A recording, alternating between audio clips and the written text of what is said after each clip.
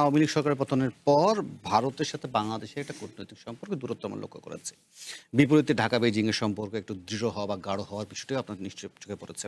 এবং ৫ই আগস্টের পর বিএনপি, জামাত, এনসিপি সবার পর্যায়ক্রমে সফরগুলো কিন্তু সবার দৃষ্টি এড়ায়নি। এর মাঝখান থেকে দ্য হিন্দু, ভারতের প্রভাবশালী দৈনিক, আগ বাড়িয়ে বলা যে না কোনো প্রভাব ফেলবে না। এর মধ্যে কোনো বিশেষত্ব আছে? এটা আসলে সত্যটাকে লুকানোর একটা চেষ্টা। প্রভাব তো অবশ্যই মারাত্মক প্রভাব। এটা আ চীনের আ মালয়েশিয়াটাকে আমি অত গুরুত্ব দিচ্ছি না। কিন্তু চীন আগে হয়ে যাচ্ছে ভারতের আগে। এটা ভারত মেনে নেবে এটা মনে করার কোনো কারণ নেই।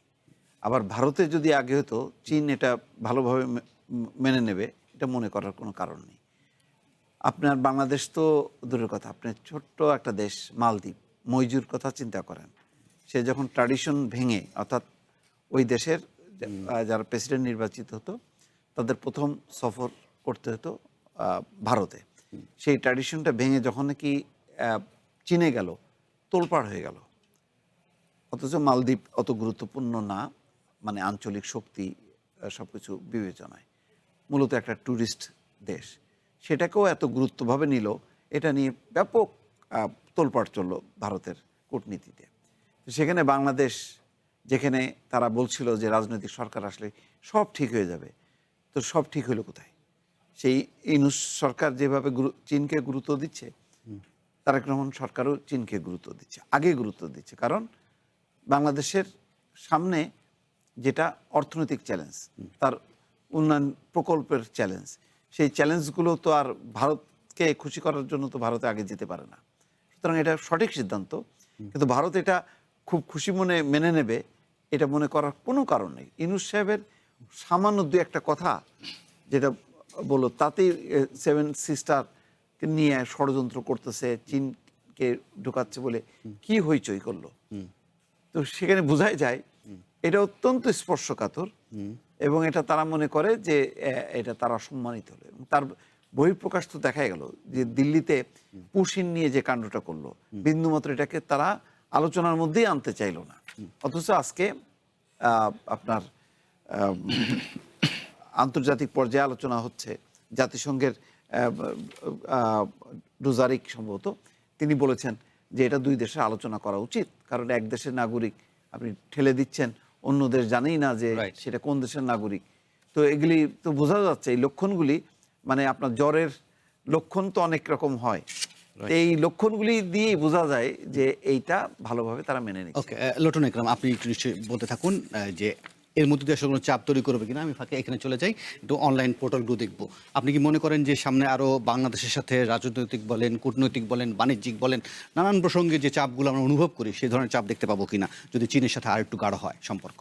সেটা ইতিমধ্যে দৃশ্যমান হয়ে গেছে। আপনারা দেখেছেন সম্প্রতি যে প্রধানমন্ত্রীর যে উপদেষ্টা ডাক্তার জাহিদ সাহেবকে যেভাবে হেনস্থা করা হলো, বাংলাদেশে একজন প্রতিমন্ত্রী যেখানে তাকে রিসিভ করে সসম্মানে নিয়ে যাবে, সেখানে তাকে 2.5 ঘন্টা বসিয়ে রাখা হয়েছে। এটা কিন্তু যে পুশিন যেমন একটা মানে বাংলাদেশের উপর যে চাপ তৈরির একটা পূর্বাভাস, অনুরূপভাবে প্রধানমন্ত্রীর উপদেষ্টাকেও আপনার এই যে এয়ারপোর্টে যে হেনস্থা করা হয়েছে, এটা কিন্তু চায়নার সঙ্গে প্রধানমন্ত্রী যে সফরটা হচ্ছে এটারই যে একটা মানে সিগন্যাল কিনা এটা বলা যাচ্ছে না।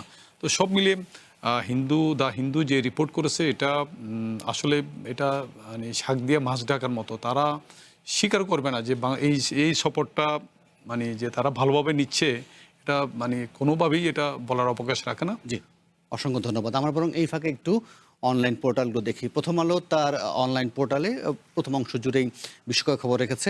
পরীমনির সঙ্গে সম্পর্ক, চাকরি হারালেন পুলিশ কর্মকর্তা সাকলায়েন। মোস্তফা ফিরোজ কি বলবেন? না, এটা তো খুবই একটা মানে একটা তদন্তাধীন অবস্থার মধ্যে যে অবস্থাটা ছিল এটা অনেক আগেই হওয়া দরকার ছিল। তো আগের তো এই শেখ হাসিনার আমলে তো কোনো কিছুই হয় না, এগুলিকে বরং উৎসাহ দেয়া হয়। তো এটা আমি মনে করি সঠিক একটা সিদ্ধান্ত। জি, প্রথম আলো আরেকটি প্রতিবেদন, সবগুলো প্রতিবেদনই করা হয়েছে যে সাগররুনি হত্যা মামলা তদন্ত প্রতিবেদন জমার তারিখ ১২৭ বার পেছালো, আজকেও পেছালো। কোনো আশার আলো দেখেন মুস্তফা ফিরোজ? না, কোনো আশারও নেই। লোটন একরামও নিশ্চয়ই এটা হয়তো রাজনৈতিক পট পরিবর্তন হওয়ার পর হয়তোবা এখানে যারা মানে আমরা যতটুকু জানি মানে একটি ইনভেস্টিগেটিভ রিপোর্ট করার জন্য মানে তারা জ্বালানি খাতের বড় ধরনের কোনো একটা কিছু মানে ওনারা হাজব্যান্ড ওয়াইফ দুইজনেই জ্বালানি খাতের রিপোর্টার ছিলেন, সেই ক্ষেত্রে কোনো কিছু ফাঁস করার মানে ফাঁস করলে ক্ষমতাসীন কারো কারো হয়তো মুখ্য সম্মোচন হয়ে যাবে, এই জন্য নাকি আমাদের রিপোর্টিংয়ে যেগুলো আসছে যে তো যেহেতু আওয়ামী লীগ সরকার আমলে এই ধরনের ঘটনা ঘটছে, এখন বিএনপি সরকার আসছে, হয়তো বা আশার আলো আমরা দেখতেও পারি।